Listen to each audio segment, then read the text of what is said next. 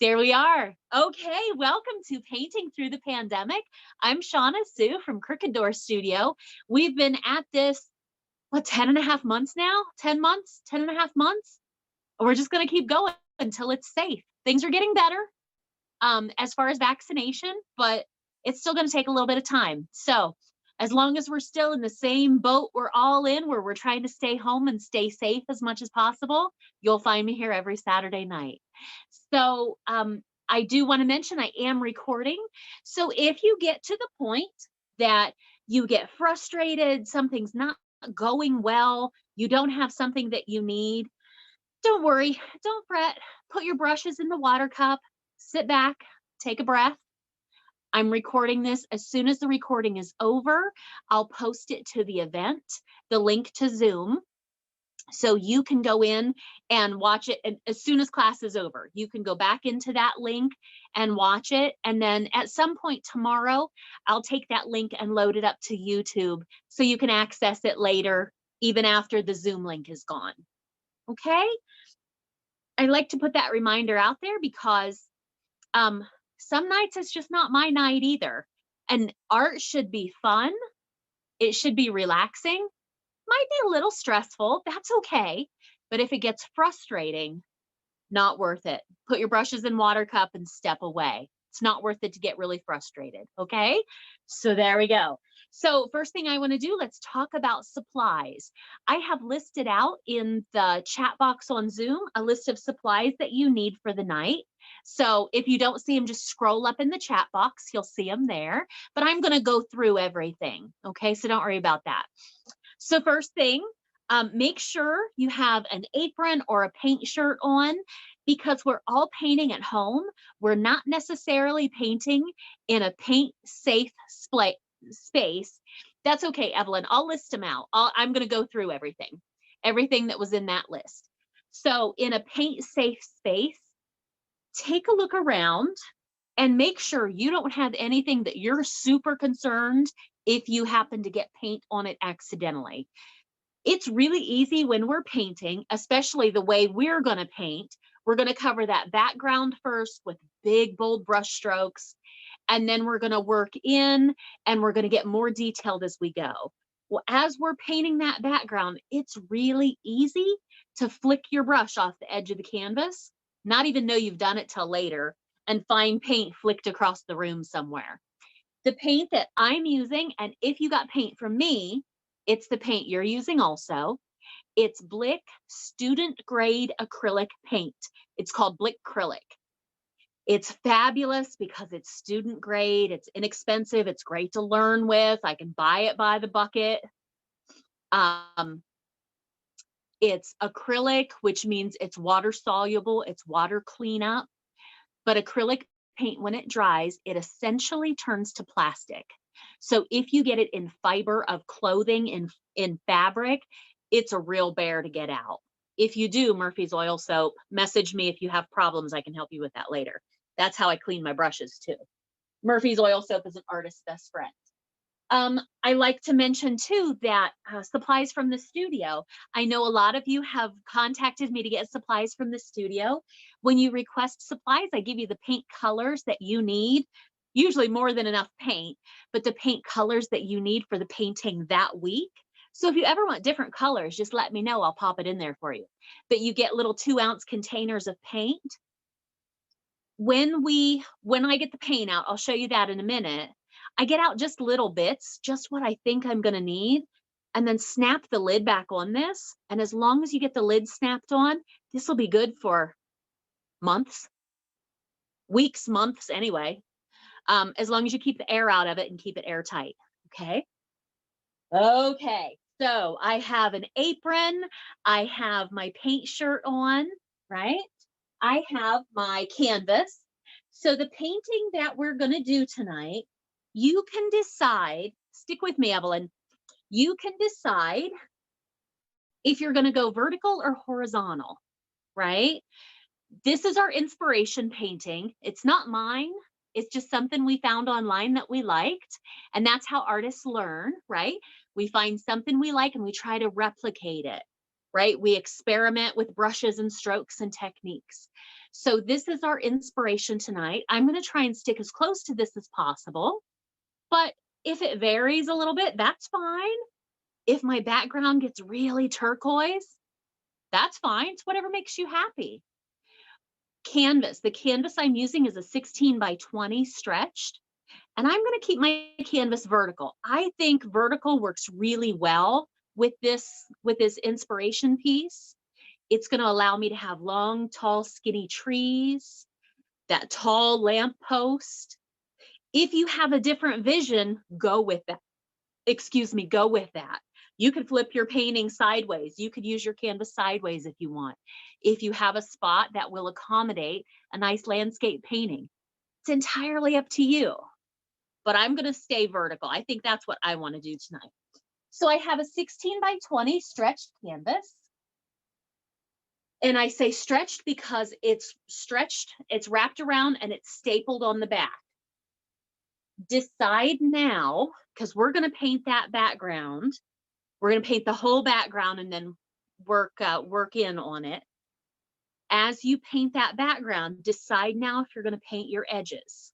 You can either paint your edges or not, but don't go somewhere in between. Don't start painting them and then stop, because that just looks messy and unfinished.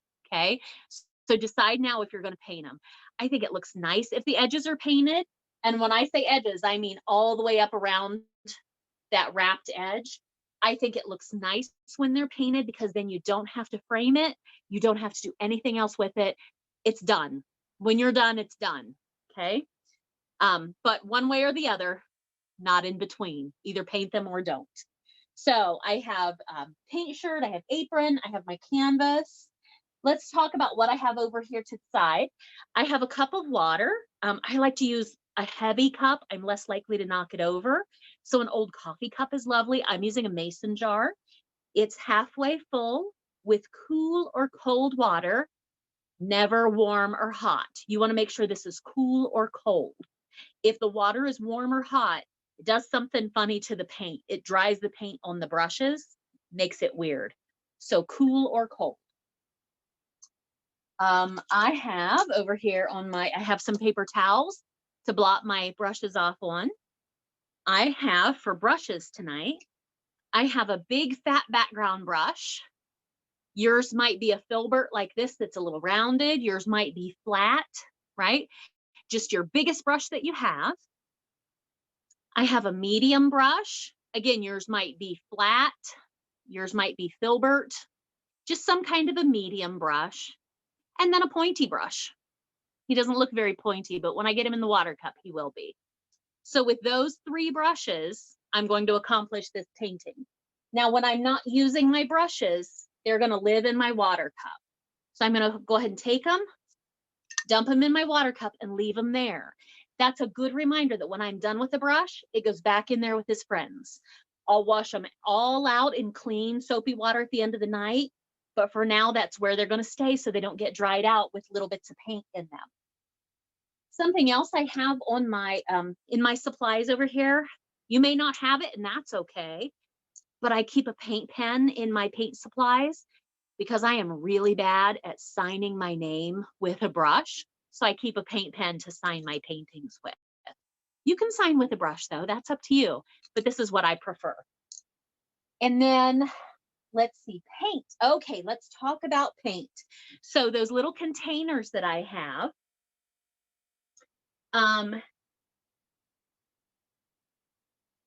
oh, I see somebody just left a comment. How do I make it to where I'm the only one on the screen so it's bigger? Put it in gallery view, I think. If somebody could message that in the chat box to help out, that would be fantastic. Because I'm on my phone, so I don't have that problem. So thank you, Evelyn. Okay, so our colors tonight that we have, this is what I'm going to use. I have white. The white I'm using is called blockout white. Okay. I have yellow. Any shade of yellow tonight will work. I'm using, I think it's chrome yellow. Bright yellow would work. Phthalo green. You may or may not use this, right? I added it to the list because I'm going to mix it in the background with a little bit of that blue to make my background sky a little turquoise-ish. But you may or may not, but I have it just in case. And then I have phthalo blue.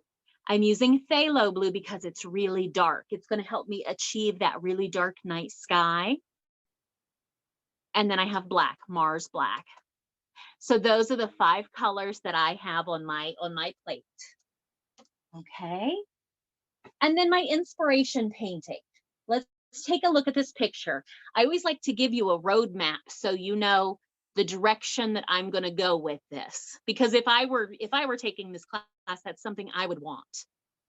So the way we're going to do this, we're going to do that background first, the entire background. I'm going to get a little darker around the edges. And then as I work my way to the middle, I'm going to start adding little bits of white so I can get that bright spot behind where my lamp post is going to go. Okay, once we have that background on there, we're going to identify where our ground is, right? Where our trees and our lamp posts are going to sit. And then we're going to put some trees back there in the background. At that point, we might put our lamp post in. Then we'll get some of our greenery. It's not green because it's dark outside. We might use some of that phthalo green, some of the green and blue around the edges for those leaves. So it looks like we're walking through a forest, right? We're walking through a dark hedge. And then we'll finish out our lamp post with our lights all the way around our lamp post. So that's kind of the direction we're going to go. Okay. Whew, 7:15. Always, every week, 7:15 on the dot. Okay, if I am nothing if not consistent when we talk about supplies. So let's get started, shall we? Okay. So if you got new brushes from the studio, you're going to want to, before you use any of these brushes, you're going to want to tap, tap, tap them around in the water cup a little bit. New brushes, when they come from the factory, they have like a starch on them, so they're nice and stiff, so they don't get messed up in shipping. You want to get that starch out of there. I do this with my old brushes because they're so old, they have a little bit of like dried paint residue left over in them. So I want to soften it up a little bit. So your biggest brush, that's where we're going to start. Let's start with that big brush. Tap, tap, tap him down, around in there a little. Dry him off on your paper towel. Push the water out. And we're going to start, I think I'm going to work top down. I'm going to start with blue, with that darkest blue, getting brighter in here in the middle, adding white. And then I'm going to get darker here. I'm going to create like an oval, I think. Now, someone asked me before class if she needed to add a little bit of black to that blue. That's up to you. If you do, I would just use a tiny bit, okay? I'm going to start with just blue and see how I feel. Now, anytime you take paint, we always go in the edge, never the middle. You don't want to mess the whole thing up. So I'm going to pull from the edge. Let's start with just some blue.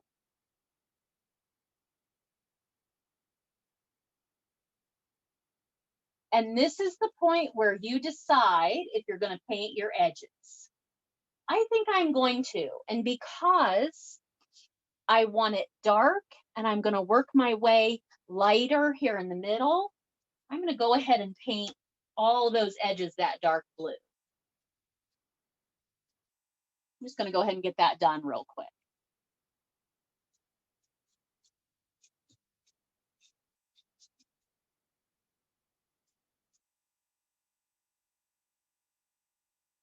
Step over here and get this other edge.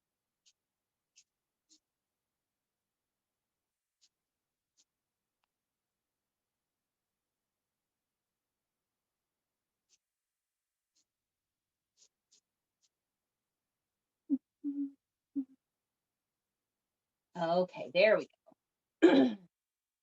So I already have those edges taken care of, so I don't even have to worry about them. So now the thing to remember with acrylic paint, it only blends while it's wet. Once it's dry, it turns to plastic. Once it's dry, it will not blend. Just a little, there we go.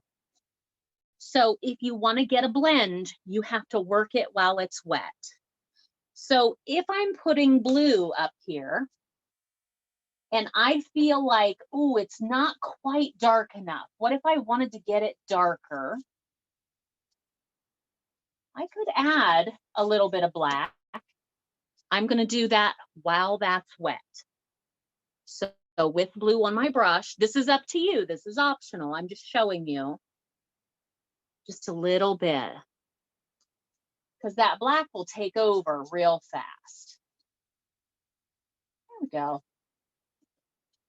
This is a good place to test that too, in the corner, because you can cover it up with those leaves later if you don't like what has happened here.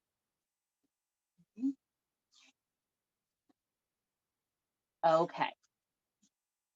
So blue, I'm going to grab a little bit of green and a tiny bit of white. Now remember, it only blends while it's wet. Oh, that's pretty. So blue on my brush, a little bit of green, a little bit of white.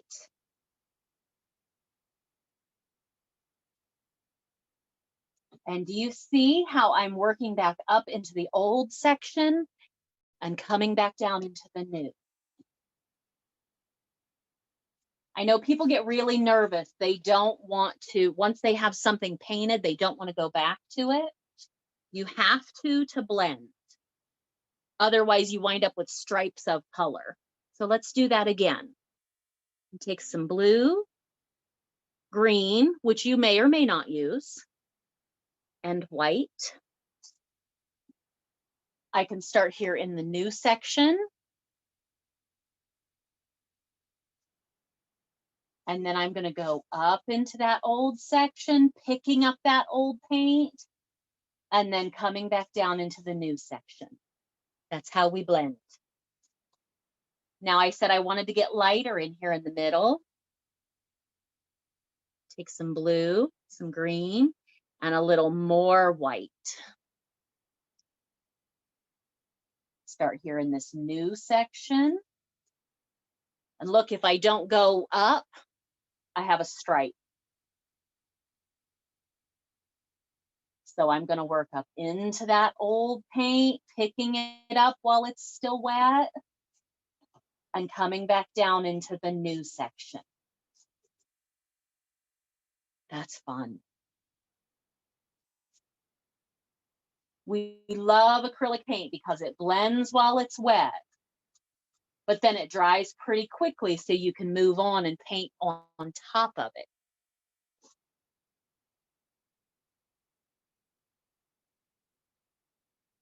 And I want mine to get really light. So maybe this time I won't pick up any blue or green. Maybe it's just white right now, because I have residual blue and green already in my brush. So maybe I'm just picking up white for the moment.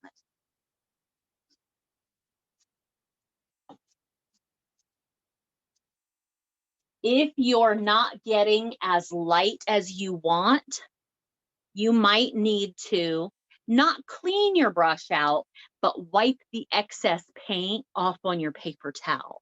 If you're not getting any lighter, means you have too much blue green in there.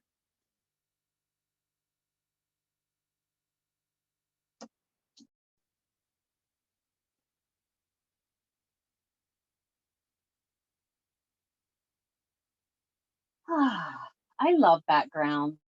There's no right or wrong at this point, right? We're just here to have fun. This is a fun painting because there really is no right or wrong.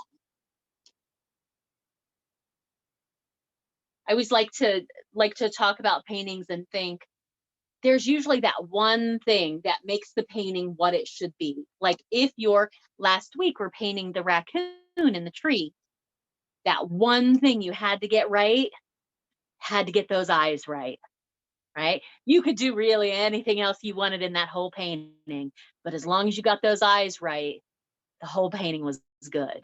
This one, I think it's that lamp post.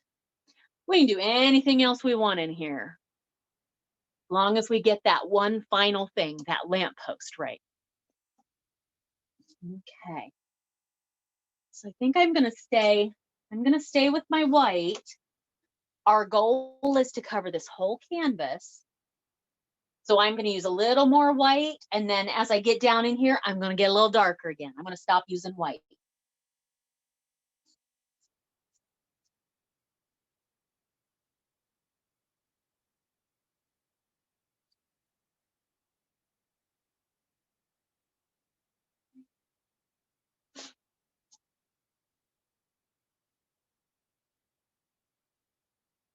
And as we do this, I do like to be respectful of everyone's time, let you know the direction we're going. So we're going to cover this whole canvas. How about 20 minutes? How about 7:45? It's about 7:25 right now. 7:45, we'll move on to the next step, and your canvas does not need to be dry. Okay. Okay, I think I'm going to start to get darker again here.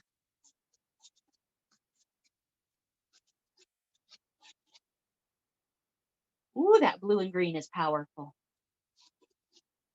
It makes everything real dark real fast.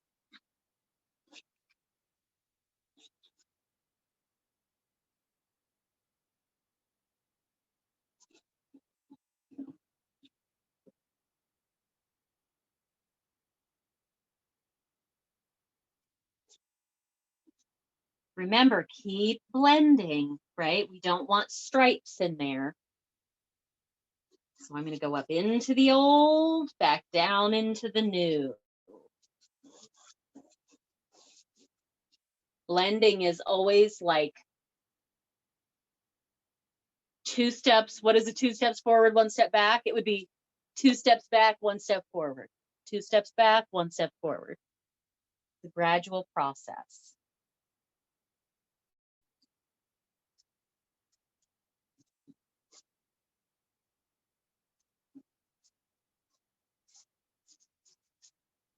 And I'm working getting it darker down here at the bottom again. Have that light spot there in the middle because that's where my lamp post light will be.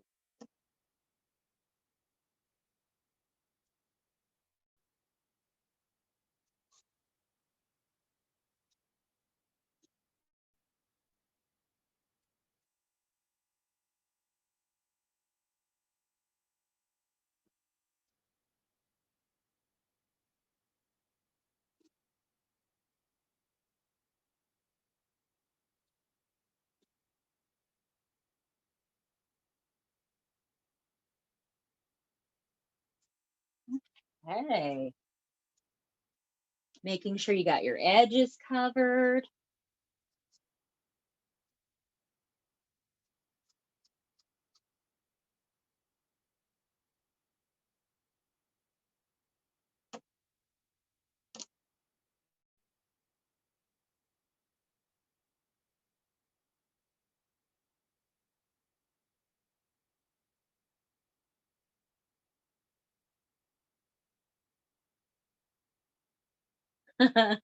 I love that, Donna. I just saw your comment. I'm just glad you're here, right?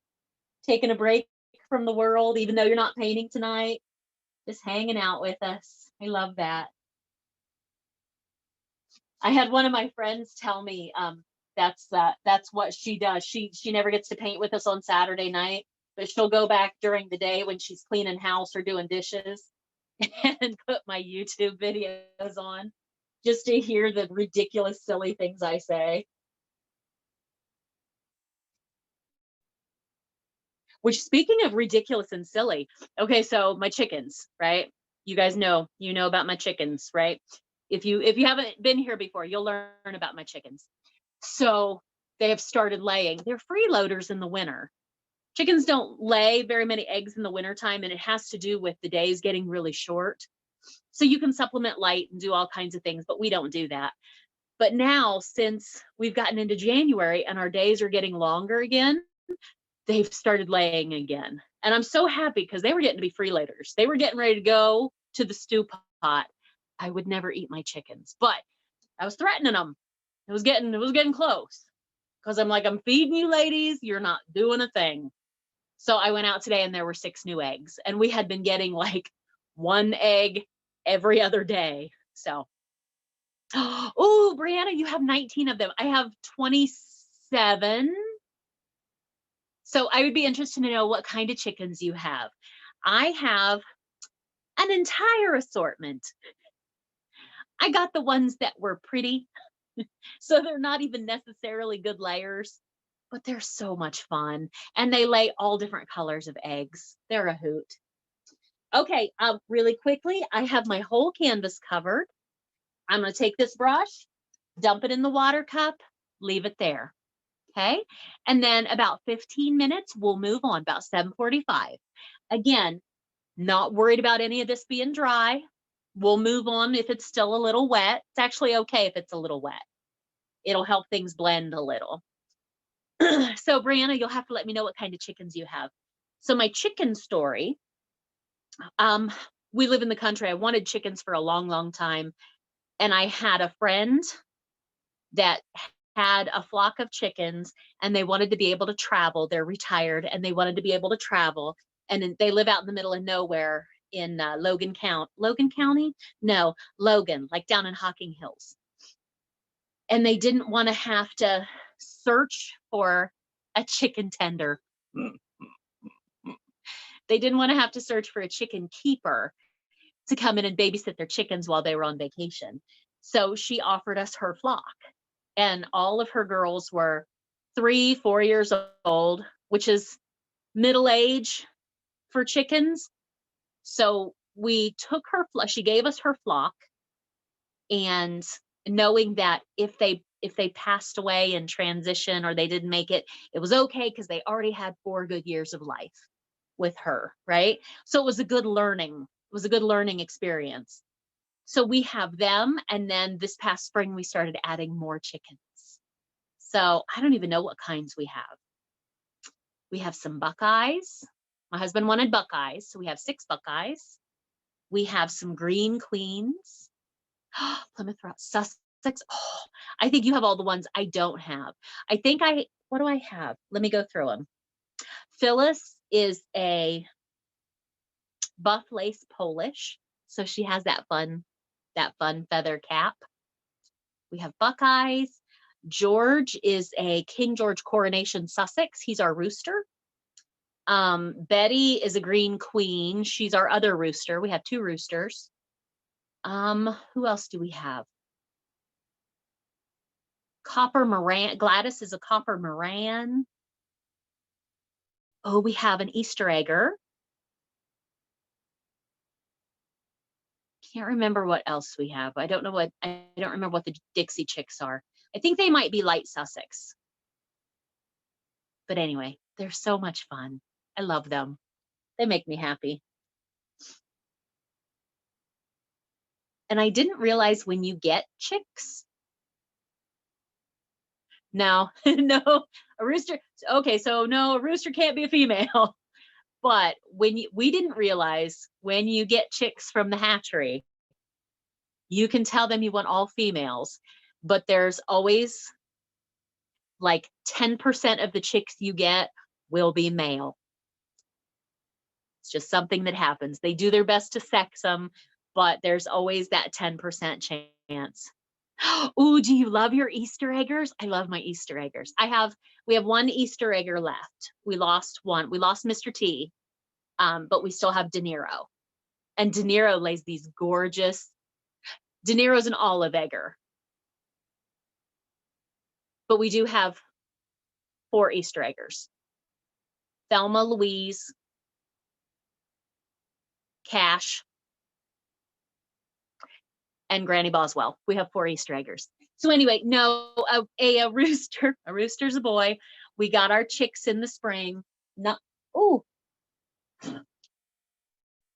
I just found a, oh, it's a stink bug. Stink bug landed in my paint.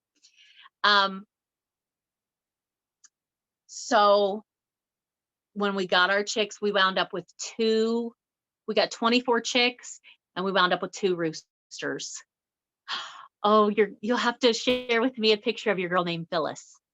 We wound up with 2 roosters. We were able to rehome one, Laverne, which became Vern. Vern, it wasn't hard to find Vern a home because Vern, he was in an assorted pack of chicks and he turned out to be a fancy. He turned out to be a Lavender Orpington. So it wasn't hard to find him a home. Betty, however, Betty's a green queen, which is just like a mutt for chickens. So, and she's not been a threat to our other rooster, to King George. So we've kept Betty. And Betty hasn't turned on me. Betty's a 1.5 years old. As long as Betty knows her place, Betty has a home here. The minute Betty turns on me, Betty's gone. But so far, so good. And Betty has her very own flock of ladies that George doesn't mess with. So everybody's happy. But then I think we're going to get some new chicks. We'll get about 12 new chicks this spring. I know we're going to get another rooster, right? Because it's just the luck of the draw. It's the chance. It's the statistics, right? I don't know what we're going to do with it because nobody wants a rooster. But anyway. So, oh, yay, Andrea. I'm surprised that you've had it this long with no paint on it.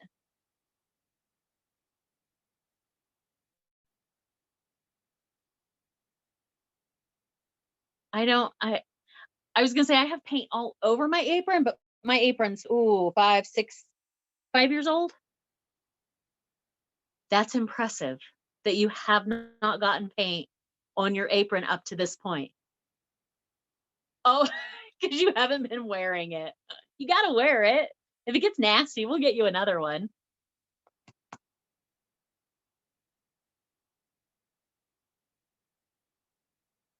Okay, so let's see, about another 10 minutes. I see everybody still over there just painting away. Ooh, Australorps. We have some black Australorps. I'm still trying to think of what kind of chickens I have. Because I have, out of 27, we have like 2 of this and 2 of that and 2 of that. Oh, Buffy, I have a Buff Orpington. Oh, and my Dusty. I just forgot about my Dusty. Dusty's my favorite. She's a partridge cochin. So she looks like, her name is Dusty because she looks like a feather duster. She has feathered feet and feathered legs. And she, when she is bent over, she's like a chocolate brown color. When she is bent over pecking at the ground, her rump looks like, with her little tail feathers up in the air, her rump looks like a ginormous Hershey's Kiss. She has the most luscious rump ever. And when she runs, because there are so many feathers down there, the other girls run. When Dusty runs, she runs like this whole ridiculous party in the back end.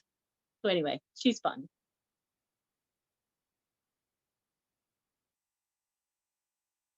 Oh, Emily, what'd you have for dinner?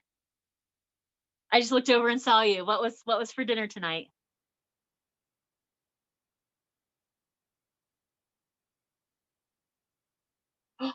Do you know? I've never had sushi. I know. I know. I don't know how many people I've told that when the pandemic is over, whoever knows all about sushi must take me and order for me because I'm an adventurous eater. I'll eat about anything. We must go eat together and you will order for me.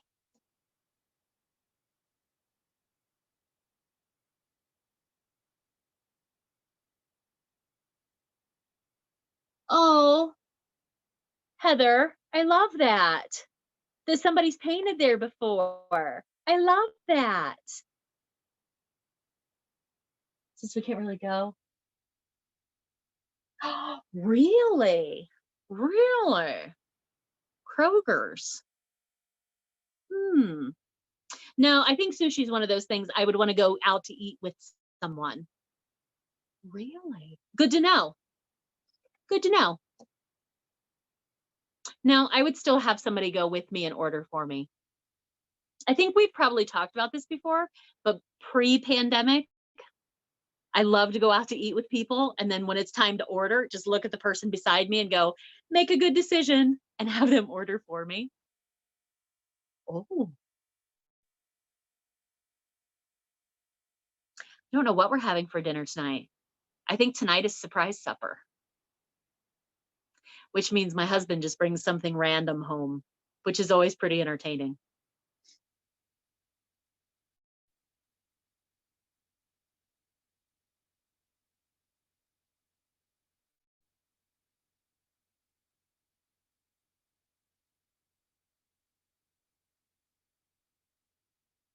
Okay. So we have about another 5 minutes. Just wanted to give everybody plenty of time to get that background the way you want it. Again, I'm not worried about it being dry before we move on. If it's a little wet, that's fine. Sashimi? Okay. I'm making this face, but I'd eat it. If you and I were at a restaurant together and you were like, "Here, try this." I would eat it. Hmm. Hmm.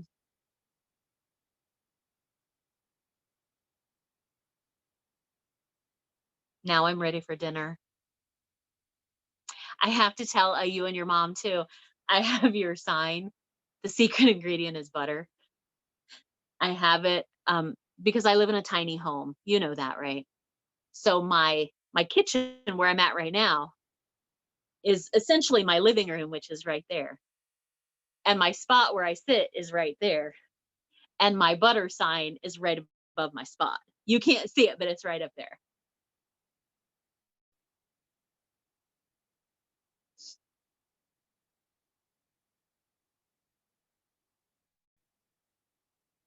Oh, poor stink bug. I think he drowned in the black paint. Poor guy. Should probably get him out of there. All right. So about 4 minutes, we'll move on. I'm gonna go get stink bug out of black paint. I'll be back. Oh, come on, buddy. Get you out of there.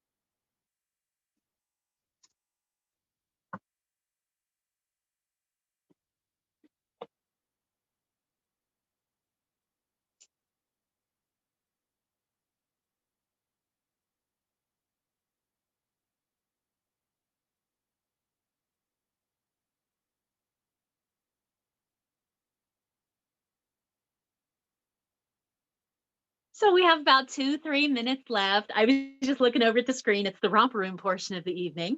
I see Marie and I see Andrea and I see Carrie Ann and I see my Orsinas and I see Kim.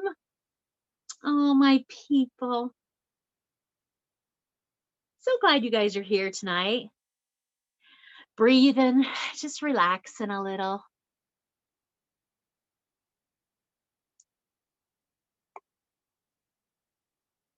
Oh,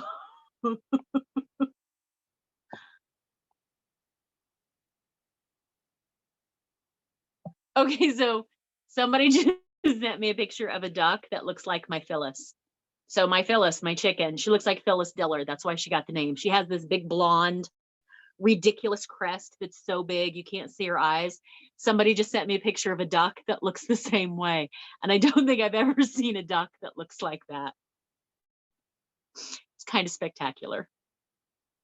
And you see pictures of those chickens. We have about 2 minutes, about a minute and a half, 2 minutes before we move on. You see pictures of those chickens like Phyllis, where they put their, I call it hair, and it makes my husband crazy because it's feathers, but they put their hair up in little headbands. And I thought, oh, that's just so silly. I didn't realize that's a real thing. They do that before show. If you have like breeding chickens, you're so welcome, Amy. Um, I'm so glad you're having fun. Art should be fun, right? And I'm just a whole pile of ridiculousness. So I didn't realize that when you have Phyllis is a Polish chicken, so she has that big crest, that she was bred like that, which is not normal. And the bigger the crest, the better. But it can get to the point that she can't see, and she really can't see. So if you're going to trim them, or before you show them, you don't necessarily want to trim them because you want that crest to be big and full. They put their feathers, they put their hair up in a headband so they can see. So I had to do that the other day for Sweet Phyllis because she she was running into stuff, and I was like, what's wrong with her? Poor thing. All right, another couple seconds here. Thank you, Evelyn. Another couple seconds here, and we're going to get ready and get going. Clean that brush out in your water cup. Make sure you have a little bit of clean white.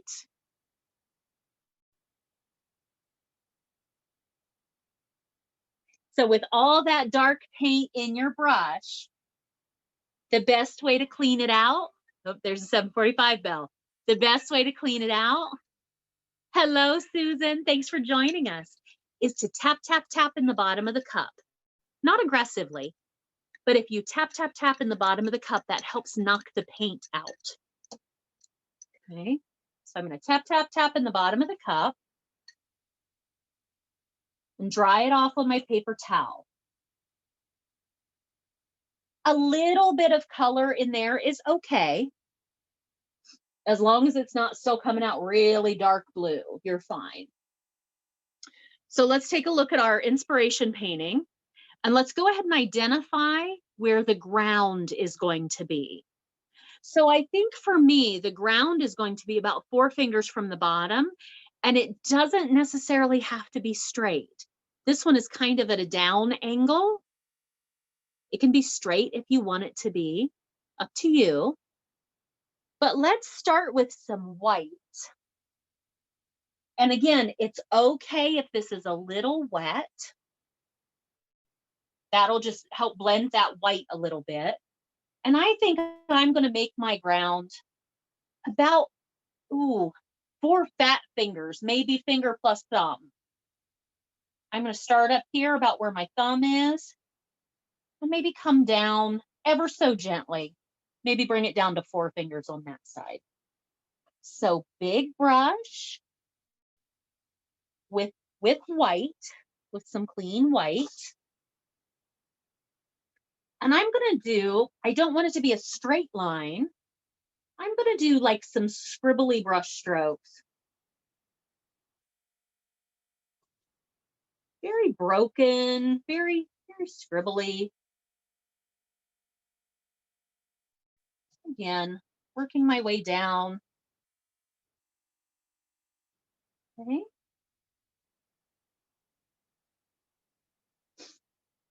So I have that bright crest of color on top. And then with that white on my brush, while that's still wet, I'm going to take the littlest bit, just the tiniest bit of that blue-green, tiny, tiny,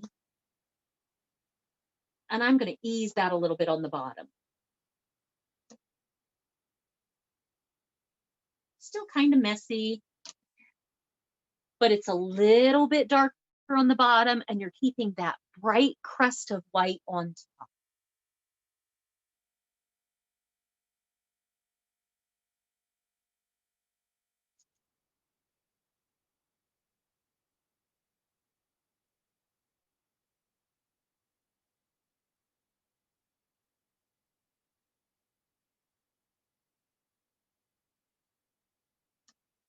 Oh, I like that. That's fun.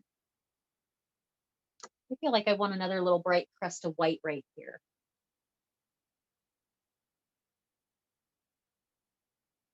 It's as if the light, I'm imagining where my light post is going to be, and my light source is going to be right there.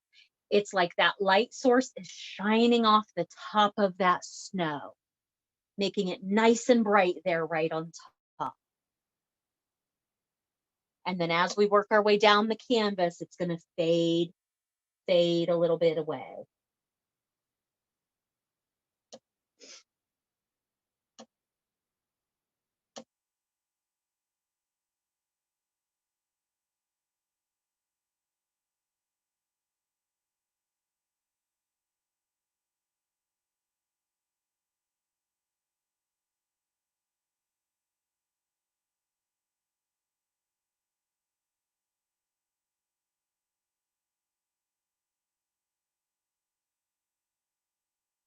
Okay.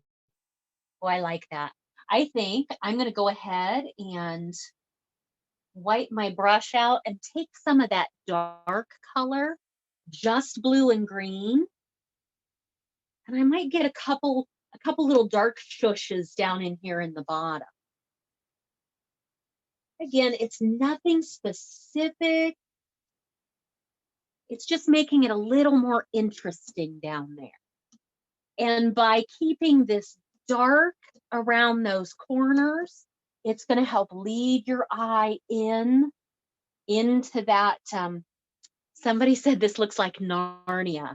I think it will, especially when we get the leaves around it. We'll keep it so the leaves will darken it. If we put a little more dark on the ground, it'll help lead your eye back in that magical little Narnia place, right? So I'm going to take a little more blue and green. Just get a little darker down here.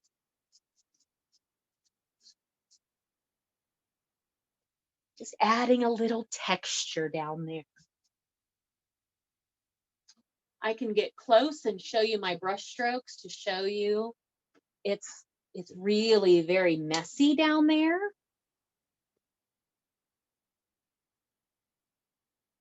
Right? It's nothing specific, just very chunky, scribbly brush stroke lines. Okay. Okay, feel pretty good about that. All right, let's go ahead and pop that brush in the water cup. I think at this point, we're going to move into some of those background trees. So if we take a look at our inspiration picture, they're very faded. They start right here on our horizon line that we just put on. And there's nothing specific about them, right? They start down here, right about the snow line, and they just pull up and away. Look at those branches that are on some of those trees. Every single one of those little offshoot branches pulls up and away. So you can put your main tree in there, any branches that he has, up and away, up and away, up and away. If you put your tree on and you put a branch and you pull it down, that's broken, okay? Everything is up and away. So now we want those to be pretty blended into the background, just like a shade darker than what we have back there. So find your pointy brush. Let's clean that out and dry it off.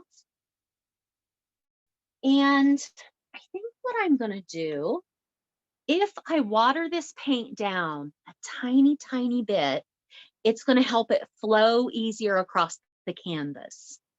Okay, stay with me here. Let me show you a couple of these. So I have my pointy brush, and I'm not using a super tiny pointy brush. Mine's as long as it comes to a very nice point at the end. Okay. It can be a little bigger here. This is not the smallest brush I own, but it comes to a really nice point down here at the end. So if I want some really, really fine lines, I can just use those 5 little bristles right there at the end and get something really fine. Or I can use the whole bristles, all the bristles, and get something a little heavier. Okay, I'm gonna take a drip of water from my cup. And I think in this blue green right here, I'm going to use that drip of water and thin that paint down a little bit. I'm just using blue and green. So this is where we talk about the paint that we're using. The paint I'm using is that Blick student grade paint. I know because I use this paint all the time, all my colors are very transparent.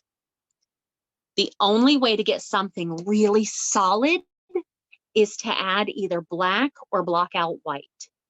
So if I add a little bit of water to this blue and green, it's going to thin it down. It's going to thin down paint that's already by nature transparent. That's what I want for this background. I don't want super duper solid lines. I want something very transparent. My guidance to you on trees, we have a tendency to hold our brush like a pencil, right? Hold it the way you would hold a pencil. Not going to do that for these trees. I'm going to let go a little bit. I have such a light grip on this brush that if I'm not careful, I'll drop it. I'm almost not holding it at all. And instead of, mine doesn't even have a number on it anymore. It's so old. Either one will work. Start with the smaller one if you're unsure. Instead of holding it perpendicular to the canvas, I'm going to hold it vertical. Like if I were to drop it, it would land point down on the floor, and carefully just drag it up the canvas. Here we go. If this is your first time, start out at the edge, because if it all goes wrong, we're going to cover that with those leaves, right? So let's do a practice out here. So I'm holding it very perpendicular, or very parallel to the canvas. Start right at that snow. Go up and away. Okay, blue and green. Let me get a little closer. I'm holding it. Get it an angle here. Parallel to the canvas. And I'm just gently dragging it up and away. As I do that, you'll see me holding it like this. You'll see me twirling it very slowly, like one revolution all the way up. That way I'm using the paint all the way around my brush. I'm going to put some branches in. Remember, everything is up and away. I'm going to add a little more water and thin that down even further.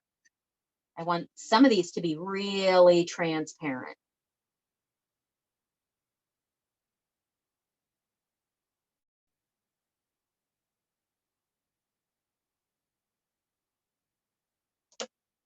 Now, if you want, you can add, if you're looking for different shades back there, you can add a little bit of black or a little bit of white.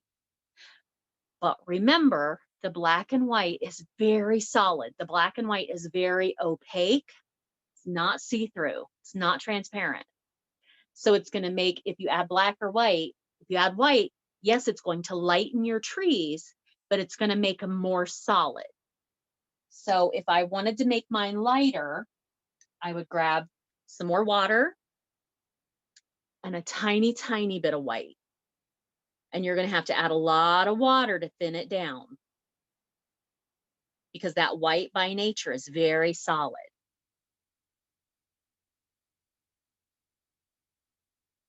Oh, that's kind of fun.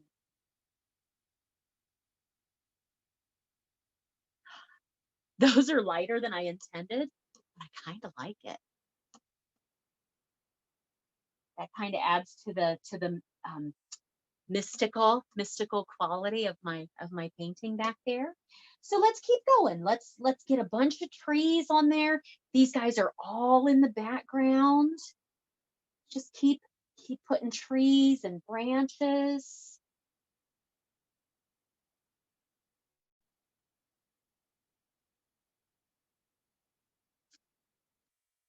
I think I might do the same thing that I just did with the black or with the white.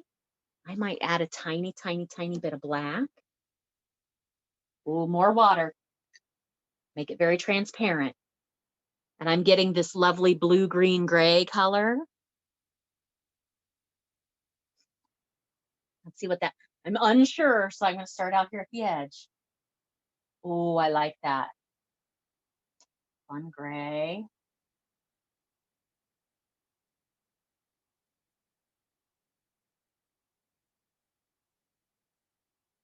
Now, if you wanted to continue to play, you could get a lot, some weedy colors down in here, just above the snow.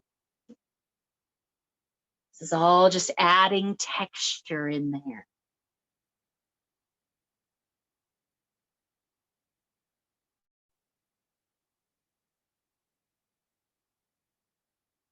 Let's see, what if I do just blue and a tiny, tiny, tiny bit of black? Lots of water. Let's see what that looks like. Ooh, that's,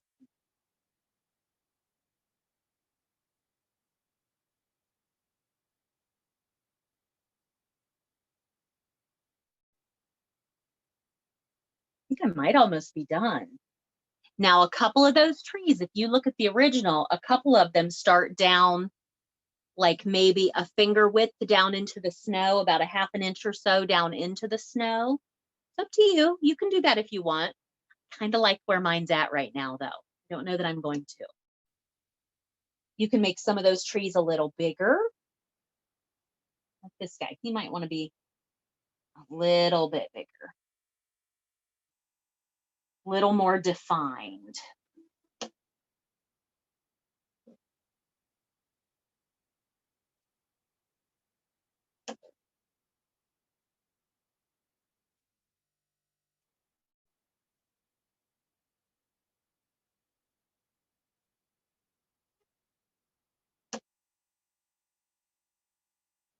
Remember, keep adding little bits of water. Ooh, like an aquarium. I like that, Andrea. Are we putting fish? Do we need a little treasure chest right there? That would be fine. Okay.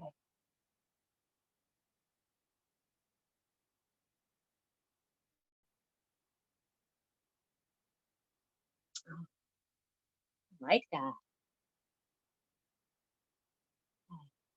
Take a few more minutes and get a few more trees on there. Take a couple of them and make them a little bigger if you want. Define them a little more.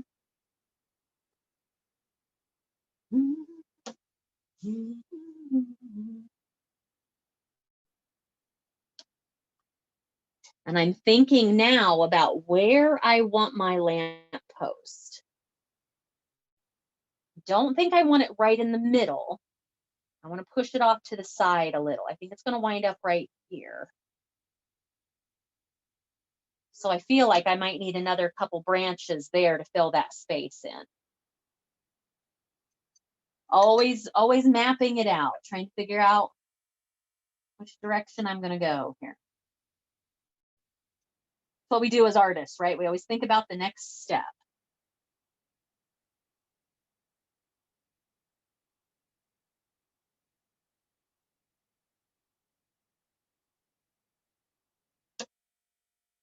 There we go.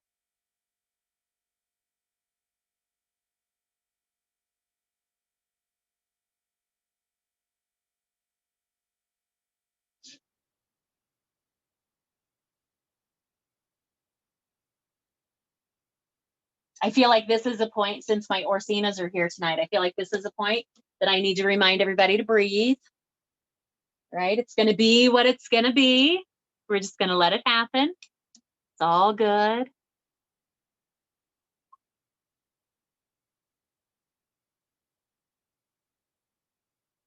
I see somebody's by the camera. How many Orsinas do we have tonight? 2, 3, 2?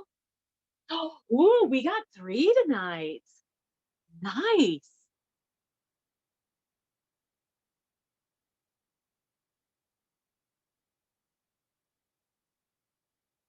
Ooh, Leslie, that looks good. I can see you have it laying flat. Okay, I'm going to give you guys a few more minutes to work on those trees. I think we're going to put our lamp post on there next. So you might want to start practicing on what your lamp post is going to look like, right? My lamp, and decide if you need more trees. So like I said, I'm going to move my lamp post off to the left a little. I think that makes for a more interesting composition instead of right smack in the middle.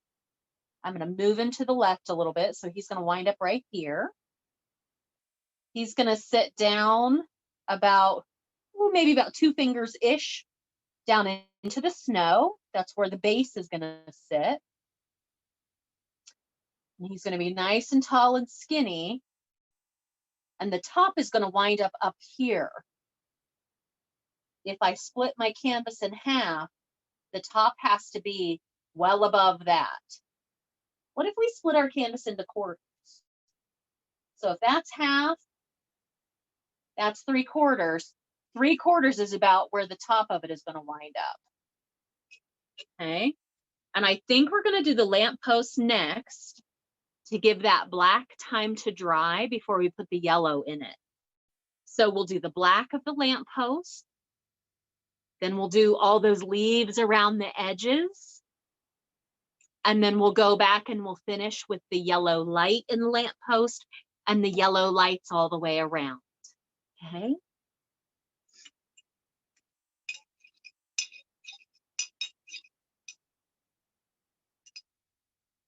Okay, so are we ready for lamppost, or are we still working on trees? Flail your arms frantically if you're not ready yet, if you need another 5 minutes. I see flailing. Okay, that's fair. How about, you know what, we haven't taken a nice long break yet, other than background. How about quarter after? Quarter after, it's 8:06. So 8:15, we'll come back and we'll put lamppost in there. And then we'll get that greenery all the way around the edges. And then we'll put the yellow light in the lamppost and those, I don't even know what to call those. Are they fairies? Are they, somebody tell me what to call those speckles around the light. Are they lightning bugs? Are they fairies? Don't know. Somebody give me a word for those. But this painting's moving pretty. Ooh, fireflies, I like that. Oh, vines. Oh, I didn't even see it as vines. I like fairies. Let's go with fairies.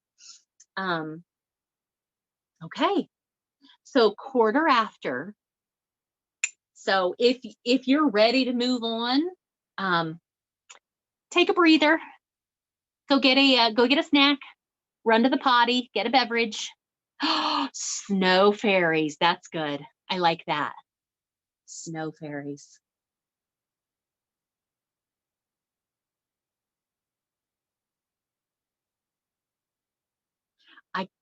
Ooh, angels. Angels is another good one. I guess I keep thinking, because one of my friends said Narnia, I keep thinking very mystical, very fairy-like. I think it would be kind of fun, Orsina, to do like off in the distance, if you did like the carriage with the white witch. Just throwing that out there.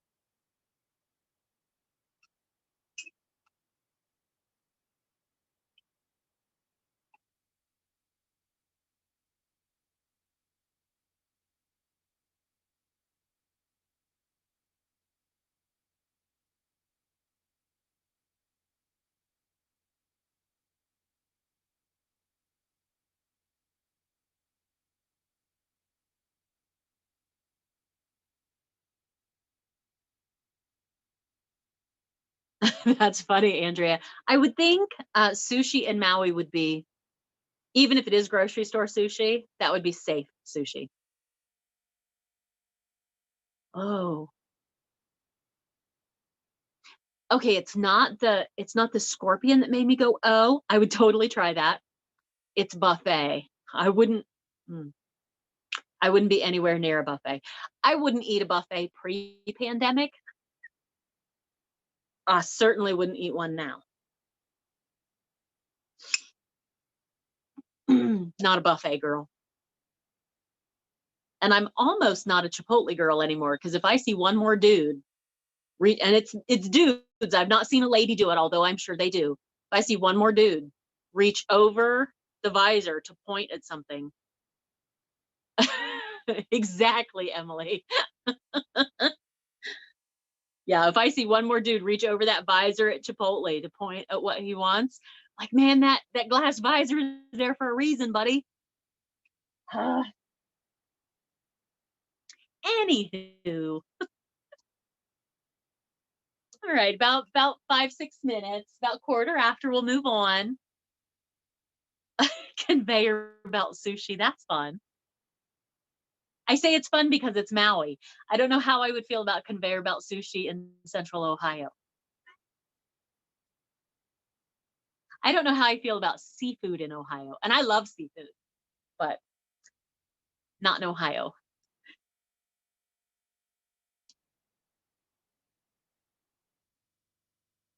Oh, Marie, Marie. I gotta need a little short. There we go. I have a special piggy. One of my sweet girlfriends mentioned earlier that she noticed I had my hair in pigs because it's long enough now for piggy tails. It hasn't been. If you've been with me for a while, you've seen my hair go from super duper short to it's getting a little long now. And it's long enough for piggy braids, but this one's shorter than the other one. Might be time to even that out.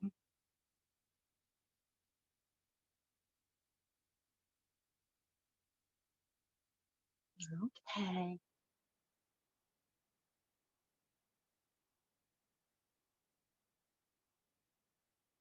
Grab it in the background near the right side. Not sure what you're looking at, Andrea. Oh, on the original painting? Oh, I don't know, maybe. I guess I thought it was just trees and things back in there. It looks like it could be right there. Hmm, mystery. I think it would be easy to put a bunny back there. The crystal light. Maybe it is. Could be the crystal light.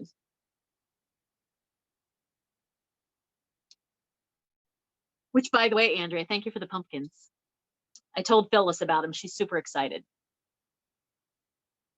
Ooh, a bench by the lamp would be lovely. A beaver. It should be a beaver for Narnia. Gosh, I haven't seen that in forever. I feel like I need to watch that tonight. Maybe when class is over, I need to watch Chronicles of Narnia. I need to read it. Oh, that would almost be too real for this, Shannon. Thank you, Andrea. I'll let you know. I think we're going to see mom-in-law tomorrow. I'll let you know when I come over because I need to meet Flash.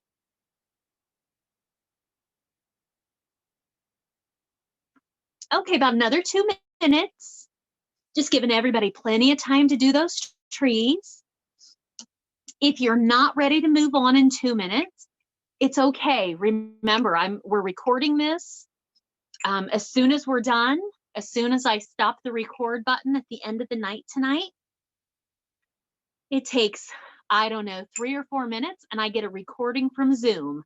I will then take the recording and put it directly up on the event page in a comment, in a post on this event, so you can go right back to it. So if you're not done, you're not ready to move on, no worries. Just sit and watch the rest of it with us. Oh, moon would be lovely. If you're going to add a moon, now's the time. If you wanted a moon, because it would be lovely if you added, if you were going to add a moon. Oh, are you ready for this? Was it Valerie that just suggested a moon? If you have your lamp post here and you put a moon up here that's partially hidden, the top of it would be partially hidden by those leaves. What if then your fairies that are around your light, what if they kind of trailed up and around the moon? That would be kind of cool. You could have a lot of fun with that. But now I do believe it's time for lamp post. Oh, one more thing while I have you all here and we're getting ready to move on together. At the end of the night, I would love for you to send me a picture of your paintings. So a picture of you with your paintings. I love to see your faces. So snap a selfie of you with your painting and then send it to me. Private message it to Crooked Door Studio or email me if you have my email address. And at the end of the night tonight, I'll take all those pictures and collage them into a group photo. So just sometime by the end of the night, I'll do that in the morning. I'll put them together into a group video photo to share with everyone. Because if we were at the studio, we'd do a group picture together. But we can't be at the studio, so that's our way to do our group photo. Okay, lamp post, here we go. Small brush. Whichever brush makes you happy, right? Just one of your small ones. So I think I'm going to use that same pointy brush that I used for my trees. And again, let's map this out. So I want it off to the side. I don't want it right in the middle. So I think I'm going to go about a third. I think I'm going to put it right here. And the base is going to set about 2 fingers into my snow, maybe a finger and a half width down into the snow. So not on the snow, but down in at least a little bit. And then if I split my painting in quarters, so here's half. And then if I take the top half and split it in half, I think that's about where the top of my lamppost is going to wind up. Okay. I know when we do something like this, we have a tendency to make it too small for the picture. So to keep me from doing that, I'm going to go ahead and put where the bottom is and where the top is, and then I'm going to fill it in from there. Okay, so pointy brush with a little bit of black. And let's see, I think I want it right about here. So here's the bottom. I'm going to do just a real gentle smile. It's about 2 fingers wide.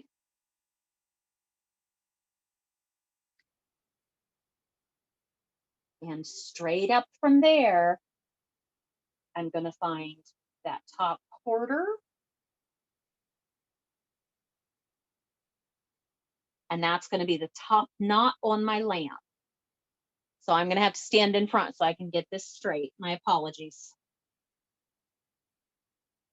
I'm going to put a little knot there for the top knot on my lamp. Okay. So now I know I have the bottom and I have the top. And now I can connect those and start to build on top of it. I'm going to, where that light is in the middle, where it's glowing there in the middle of the lamp, I'm going to paint it black, let it dry, and then I'll fill it in with white and yellow. instead of trying to leave it blue, leave it see-through, I'm just going to go ahead and paint it all black. Okay. So from my top knot all the way down to the bottom, I'm going to step in front again because I'm going to connect these two. And for me to get them straight, I have to stand in the middle. I apologize.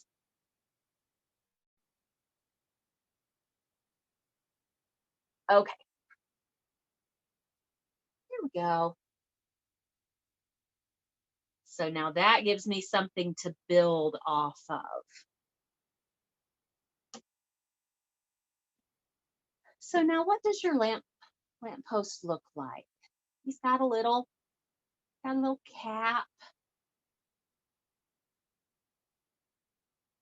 A little cap on this light. This is really whatever you want it to look like, right? And you can start smaller and make it bigger as you go. I like that. That's fun.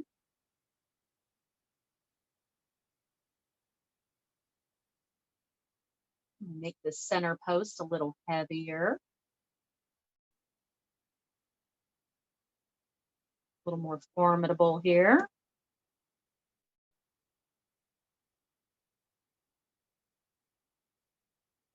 I'm just working in black right now.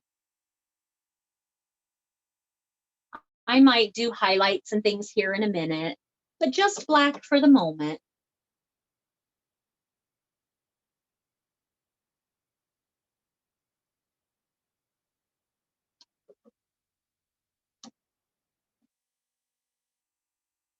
And like I said, I'm going to fill this in because I know I can paint yellow and white back over top of it. Let's see, I think I want my cap a little bigger.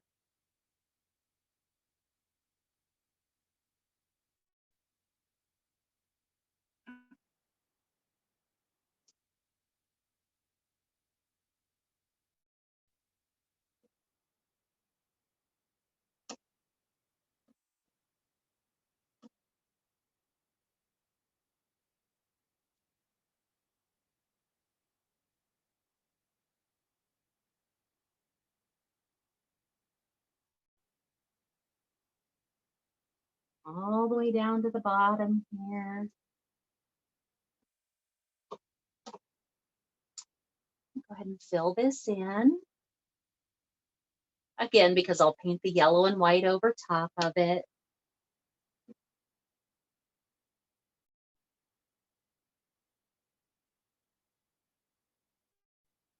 Do a little crossbar decoration here.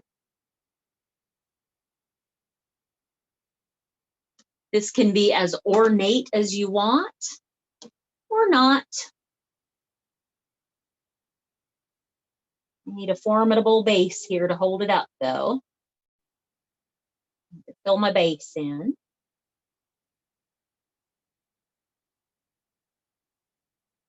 Again, the beauty of this is start small. You can always make it bigger.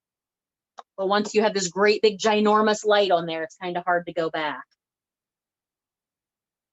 If it does wind up too big, we'll talk about that in a minute. We can do a little bit of highlighting on it, and that'll help tone it down a little bit. Because right now we have this real strong, harsh black on this lovely blue background. If it gets too big, I'll show you how to tone it down in just a minute.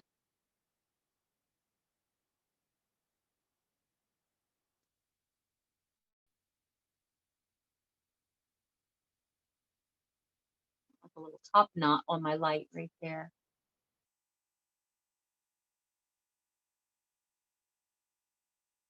Oh, that's fun.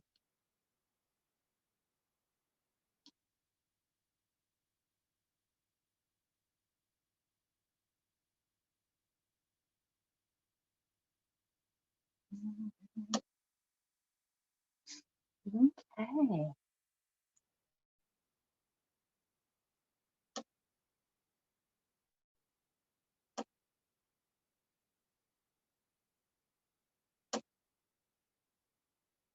So every now and then step back away from it and look at it to make sure it's in proportion. I keep trying to decide if my base is too small for my top. I think I'm okay. I can always make the base a little bigger if I need to.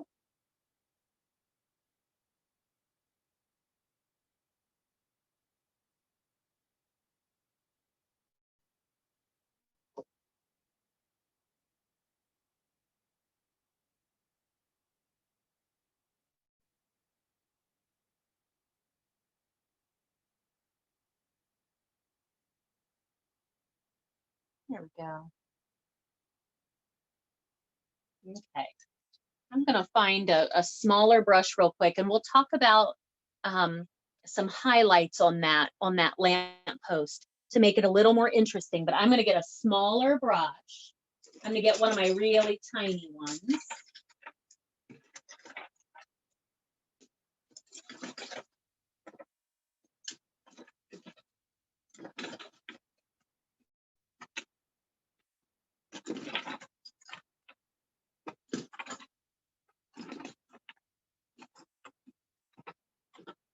Okay.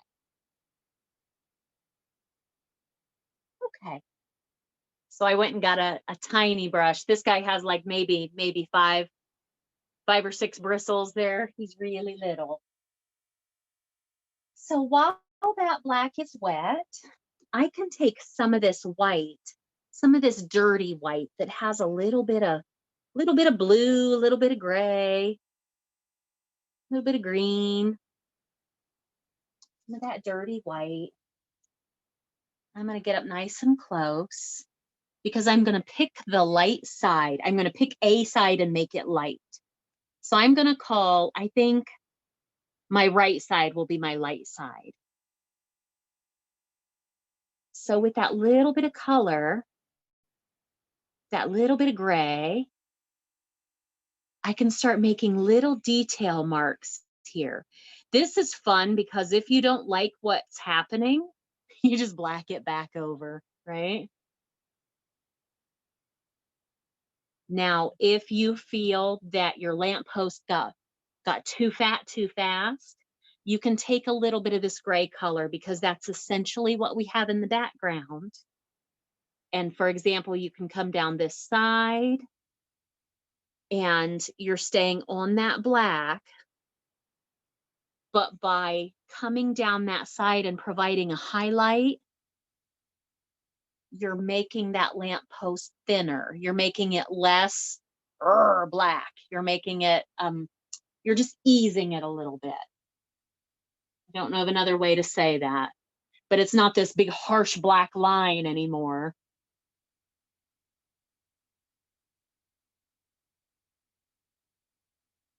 So now this is one of those things you can play in those highlights for forever. You can do, like, if your brush is tiny enough, you can do like some little flutes in that column if you want.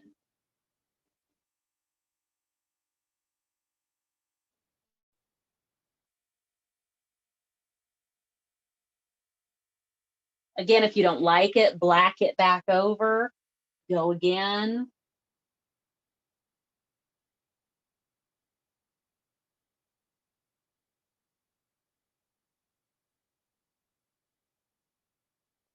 Not going to put the yellow in there, right? We're going to let that dry. So right now I'm just playing in some highlights. Just a dirty white. That's fun. Okay.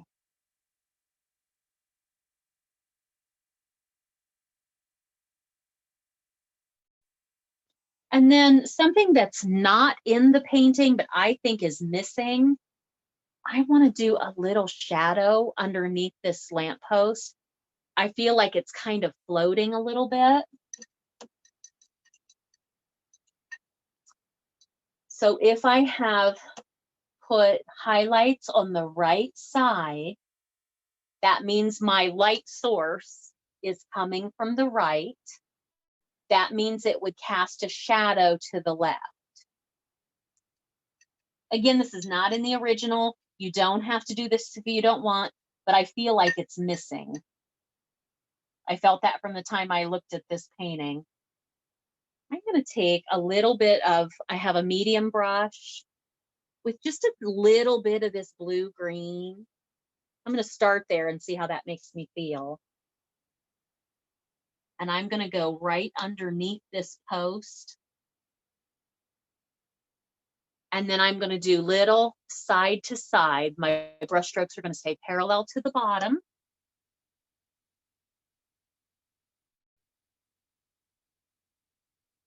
Some little side to side brush strokes. I might need to add a little bit of black.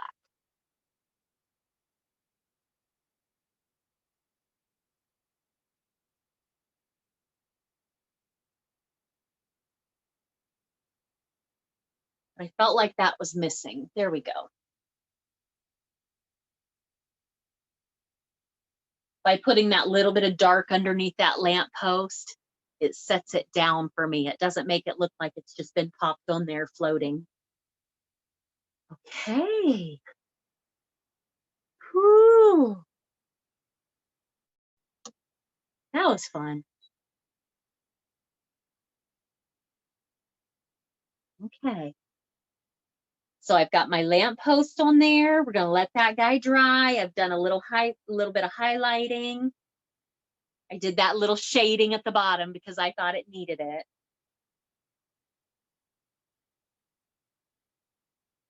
While that's drying, I'm going to take my medium brush and I'm going to use a medium brush for these leaves out here.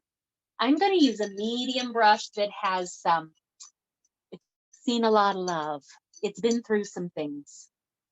And I say that because it won't quite hold together anymore, right? It's got little bits of dried paint in here in the bezel. So it's kind of, I love that because it's going to hold a lot of paint. Now, if you have a new brush that is still all nice and tight and together, just load it up with paint. Use plenty of paint, okay? So I'm going to take this brush, and this is just going to be blue and green. Right, blue and green, lots of paint. And I'm going to do just little marks. And if I'm not sure, let's start out here where it's already dark and I've already used that color.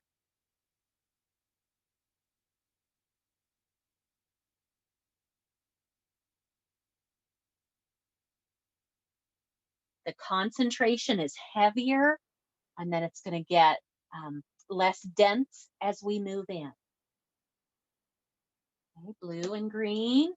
Get nice and close here. I'm essentially just laying my brush down.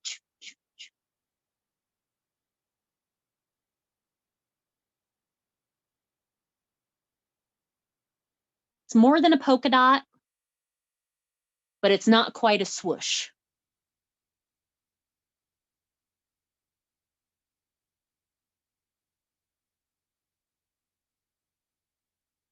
Again, very concentrated and heavy at the edges, and then they get more sparse as you work your way toward the middle. So I'll have just a couple over here, but they'll be heavier up here. That makes sense if I say more than a polka dot, but not quite a swish. Blue and green, and just go crazy. Down here to the snow.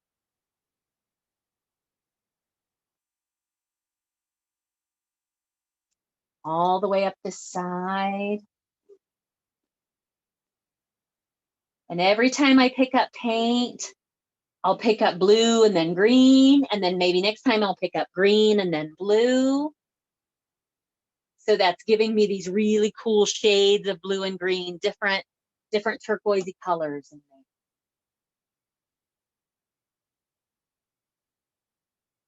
Now, if you want to make it really dark at the outside edge, you could add a little bit of black. I'm going to do that last. I'm going to go around with this blue and green. And then with my dirty brush, I'll add a little bit of black. I don't want to add black now because it will muddy all that blue and green that I put on there. So I want to put clean blue green on first, and then I'll go back with black. I'll let you know when. I'll let you know when I do that. So right now it's just blue and green.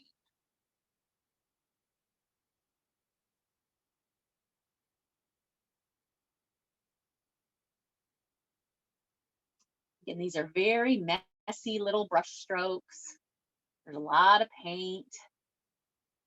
You could almost, if you wanted to play, you could almost finger paint this. That would give you some fun, cool texture, right?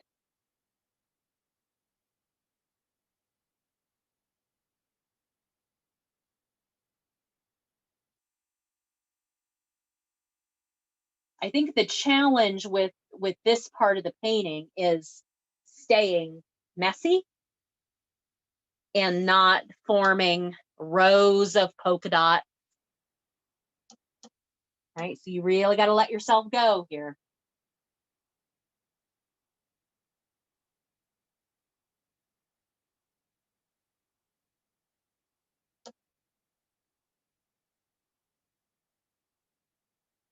And if you don't like what's happening with your brush, try a different brush.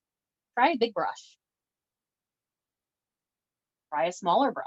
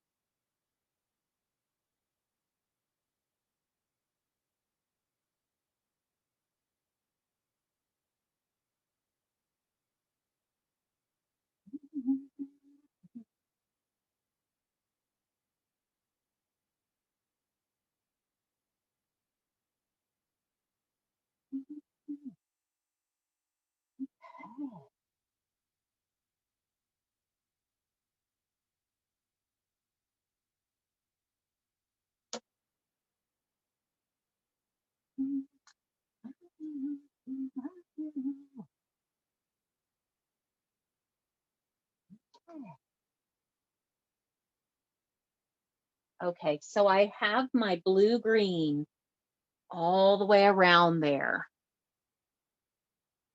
I think I want a little more. I want it to be really concentrated at the edges. Go back again. Get it very concentrated out at those edges and those corners. I want it to be really dense.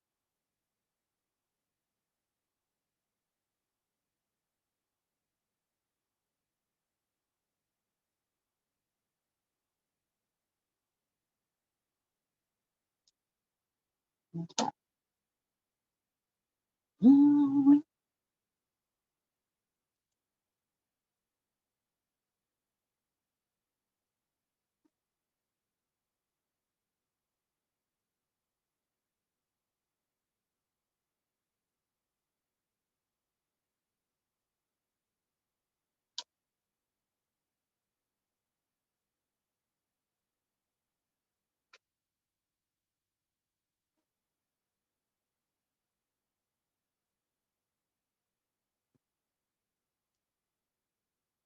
Was too uniform. I'm going back and breaking it up a little bit. Maybe this one creeps over a little.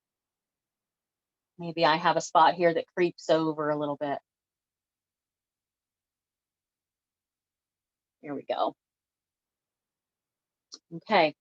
Once you have all the blue green on there, then if you so choose, I have blue green on my brush. I'm going to go back and grab some black.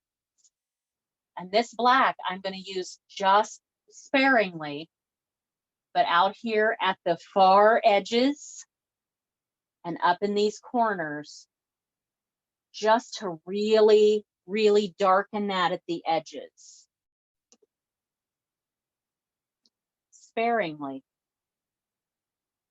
Right? That black will take over fast. So do a little bit of it and then step away and see how you feel, and then get back in there.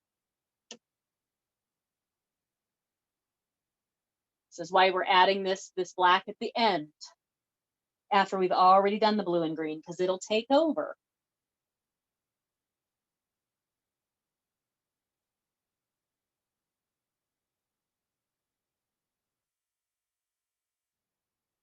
I don't know if you've noticed, but I've really eased up on my brush. I'm holding it way out here at the end. If I hold it up tight like a pencil, it's too controlled. So I'm holding it way out here because that helps me be a little more chaotic with my brush strokes, a little more random, not so controlled. And that's what I want for this part.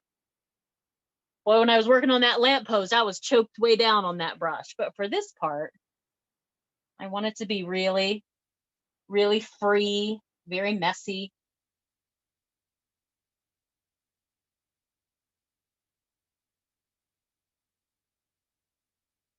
Okay. We're doing good. And I can see, I'm going to keep playing in here a little bit, but I can see that my fence post is my lamp post is almost dry.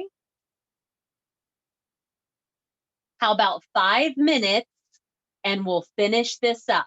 5 minutes, so 8:45, we'll put the light in there, and then we'll be able to put our lights around, our fairy lights. And remember, don't get frustrated. If you're not done, you're not ready to move on, okay, no worries.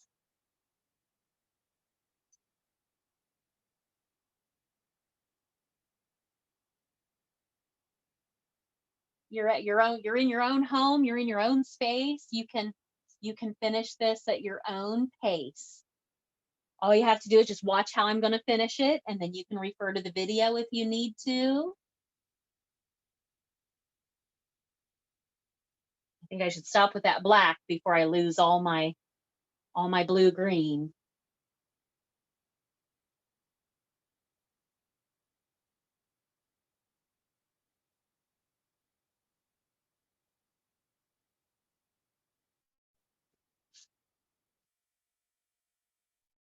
Yes, I said that and I just keep going.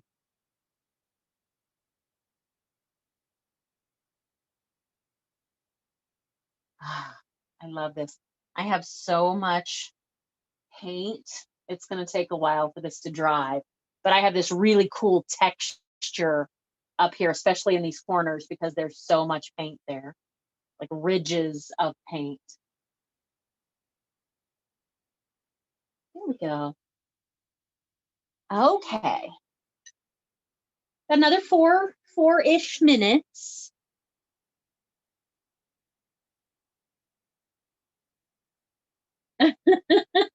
I didn't, did I? I didn't say that, did I? I wasn't paying attention. Yes, we need to add a happy little, we'll do some happy little fairies. How's that? If you're not, if you don't know what I'm talking about, you have to check out the chat box. I haven't been very Bob this evening, have I? But we're gonna add some happy little fairies. It's gonna be good. Oh my goodness. I don't know about you guys, but this is always what my soul needs. It's one of those things. It's a job, right? I own the studio. The studio is a job for me. So as with any job, you know, there's like, oh, I gotta work tonight. Oh my God. Oh, Heather, please put Bernie in there. Please put Bernie right there underneath the lamppost with his little mittens. Sweet, sweet Bernie. Of what I started to say, you totally threw me off, Heather. That was perfect. As with any job, you know, even if you love your job, you're like, oh, I gotta work tonight. And there's the teeny little piece of me every Saturday night that's like, oh, gotta work tonight. But the minute I put paint to canvas, I'm like, oh, this is good. This is good stuff. This is exactly what I needed.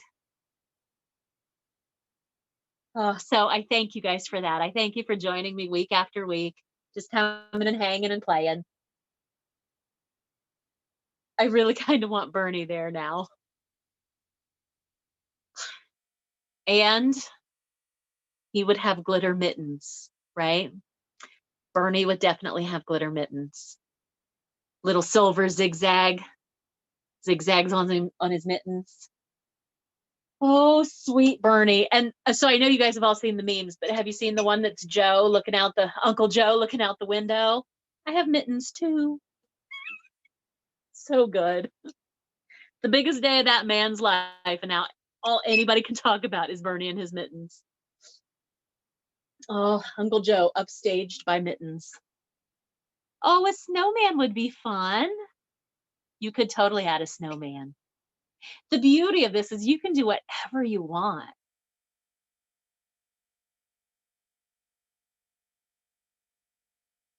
Okay, so I'm going to get ready and add my light in my lamppost, and I'm going to add my fairies. I want to do that where I want to make sure my lamppost is dry. The only way to know if it's dry, you can touch it, but you don't want to mess it up. So flip it up and look at it in the light, and you can see where it's shiny is where it's still wet. So my lamppost is dry, so I can put my light in there. And then my fairies are going to go, they're going to stay in the light blue background. I'm going to stay away from these leaves that I put on there. Okay. That was a good one, Andrea. I just saw your comment. Oh, social media gold, right? Okay. So here we go. Find a small brush. I might go back to my super tiny brush for this. That super duper tiny one. It somehow now has paint all over the handle. Okay. And remember, if you're using the paint that I'm using, all our colors are very transparent. That includes yellow. The only way to make that yellow solid is to add white to it. Excuse me. Yes, it's going to lighten the color, but it's going to make it more solid. So I'm going to take some clean white. This is a prime example of why I always use my color in the edge. My white is a whole hot mess, but I can turn it around here and find a clean white spot right there on that side that I haven't used yet. So I'm going to take some white, just a little scoop of white there, and I'm going to come over here in the edge of this yellow and give a little mix. About 50-50, 50% white, 50% yellow. And let's go ahead now and put the light in. Let's go ahead and fill this in, leaving an outline, right? You want to leave a black outline.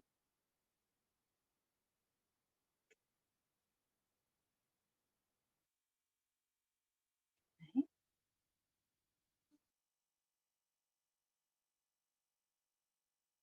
Now I'm filling it in with yellow and white. I'm going to make it solid.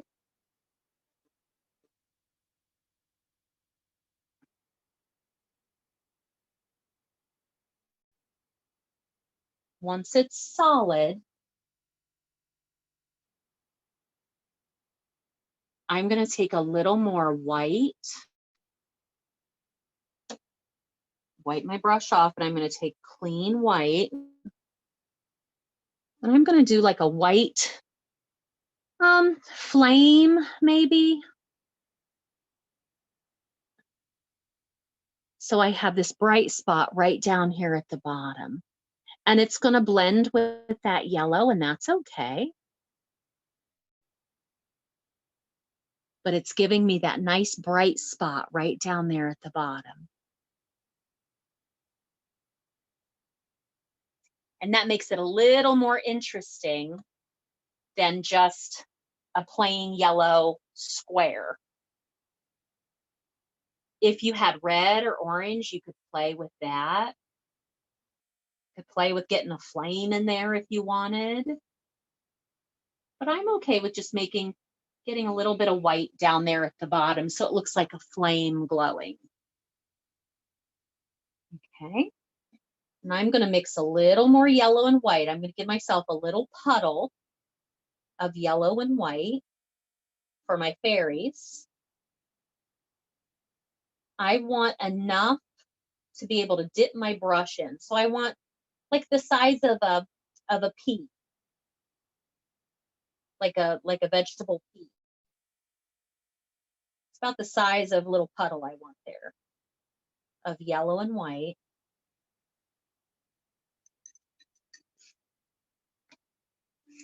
And now to put my fairies in there, my fairy lights around, I want different sizes, and I want the biggest ones closest to my lamppost.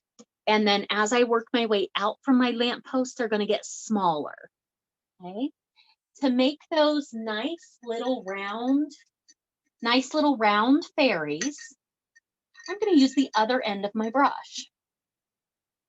And I'm going to give myself, I think maybe 5. 5 seems like a good number, using my big brush, the other end, that big brush I used in the beginning. I'm going to use the other end of it. And these are going to be the ones that are closest to the light, very random. So my biggest brush, the other end, in my little yellow-white puddle there. And 1,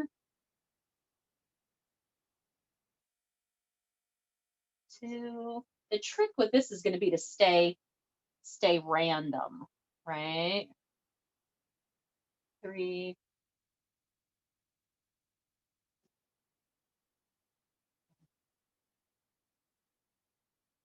Maybe 1 more. I like odd numbers when it comes to things like this. 5. Okay. Well, that's hard to see. Get a little closer. Now I'm going to move to a smaller brush and start to get some smaller dudes on there, some smaller fairy dudes.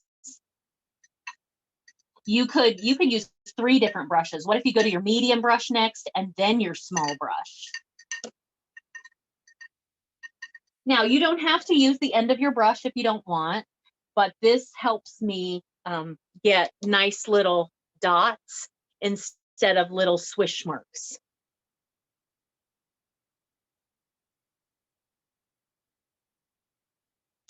Okay, so back in that yellow and white.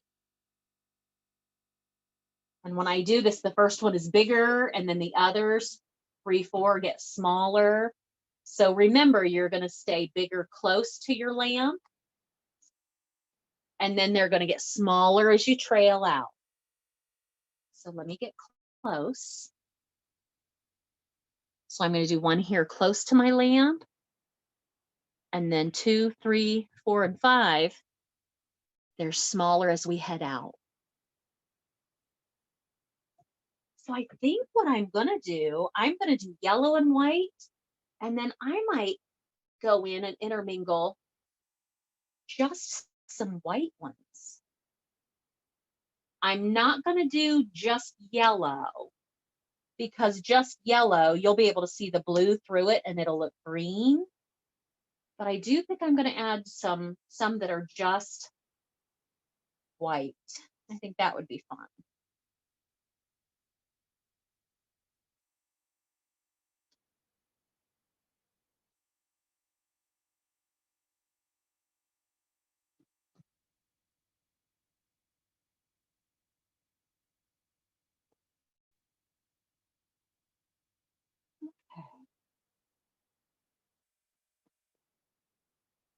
Oh, that's fun. Okay, just white now. Let's see what that looks like. Oh yeah, I like the white, just white intermingled.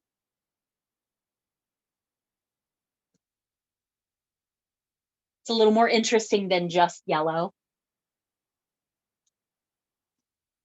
And I know it's really hard for you to see here, but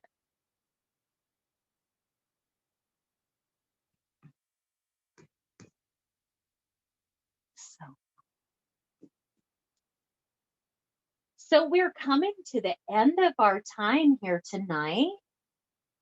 This has been fun. This has been good for my soul. I hope you've enjoyed it. As I put my last few fairies on here. The very last thing you want to do as an artist is sign your painting. You don't have to sign on the front if you don't want to, right? I know a lot of artists don't. They don't want to see the signature on the front, but you do need to sign it somewhere. I'm a firm believer in that, even if it's just on the back. Stretched canvases are lovely because you can sign on the side with a brush or a paint pen or Sharpie. You can sign on the back if you want. If you sign on the back with a paint pen or Sharpie, never here, always out here, right? If you sign here, it could bleed through to the front because this is just canvas, right? It would bleed through. So sign here where the wood is. So I think I'm going to do one more thing and then I'm going to call this done. And then I'm going to stop the recording and give you the opportunity to unmute yourself if you want to stay and chat for a little bit. But as we finish up here tonight, I want one last little bright spot right in there. As we finish up tonight, don't forget to send me your painting, a picture of you with your painting. I would love to see that. And I'll collage those all together, all the ones that I've received before tomorrow morning. I'll put them together in a group photo collage. Ooh, that was fun, getting a little more yellow on there. Oh, that's good. That's lovely. Okay. I'm gonna call that done. Go ahead and sign it down here in the corner. You get to decide what your artist signature is. Mine is SS blah, blah, blah. And then I always do a little tick and a 21, just so I know what year I created it. And with that, I will go ahead and stop the recording. Thank you so much for joining me. And thank you to all of you that have donated to the studio. You are the reason that through this whole weirdo pandemic, I've been able to continue to pay rent on my studio space uptown. That way someday, fingers crossed, this spring, Memorial Weekend is my goal. So the end of May, fingers crossed again, that we'll be able to open the studio back up and start to have classes there again, classes and parties. So you have made it all possible for me to continue to pay my rent by you making donations of what you can. So I so appreciate that. Thank you guys all so much for that. So I'm Shauna Sue from Crooked Door Studio. Thank you for joining me for Painting Through the Pandemic. This was a lot of fun. I will see you all next Saturday. Thanks.